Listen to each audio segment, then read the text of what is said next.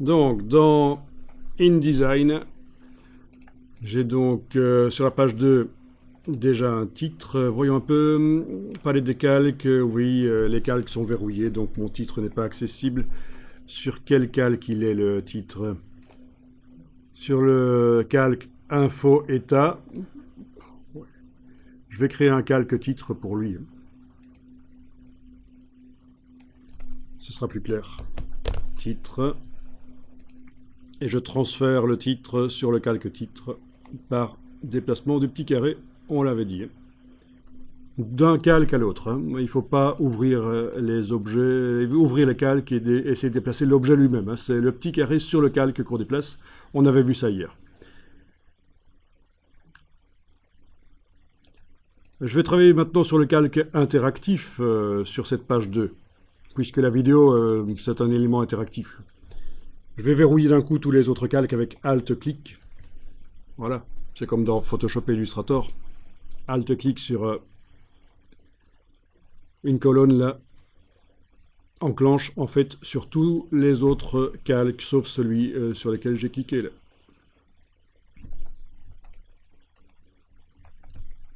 Et alors on va importer la vidéo. Fichier importé.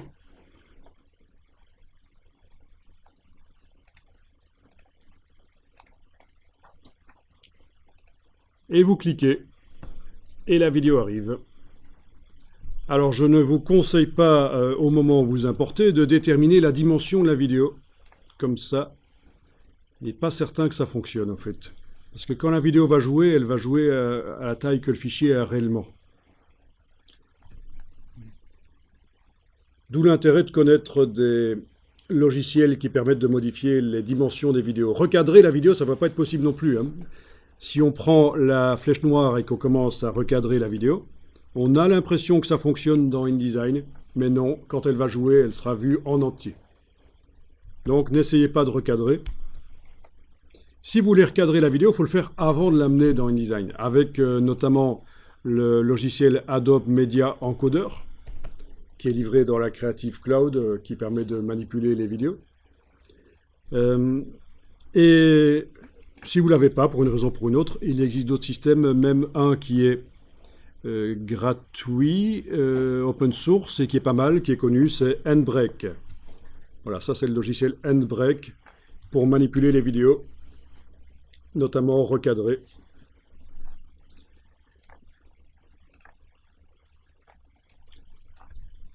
Voilà, ça c'est Handbrake, qui ne doit exister que sur Mac en fait, je pense.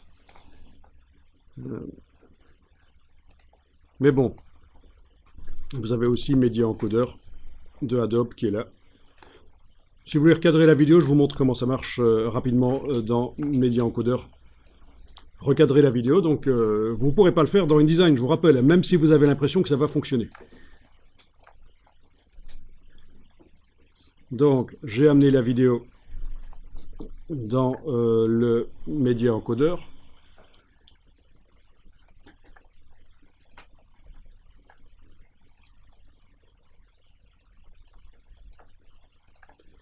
Quand vous cliquez là-dessus, sur le traitement qui va être appliqué à la vidéo, quand vous cliquez, vous devez d'abord déterminer quel traitement va être appliqué à la vidéo et lancer le traitement avec la petite flèche verte à un certain moment, bien sûr.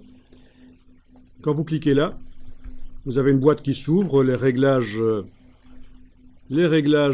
d'exportation, hein, donc une boîte qui s'ouvre au-dessus du logiciel. Et dans cette boîte, vous avez source ici, avec un petit outil qui permet de recadrer la vidéo, notamment. Voilà comment on recadre une vidéo, comment on supprime une partie d'une vidéo, une partie de l'image de la vidéo. Oui, bien sûr, si vous avez Sony Vegas, Adobe Premiere, After Effects, même Photoshop peut servir à faire ça aussi, recadrer une vidéo, bien sûr. Enfin, il y a plein de logiciels. Donc, ce que je voulais vous faire comprendre, c'est surtout que ne recadrez pas la vidéo dans InDesign, ça ne marchera pas.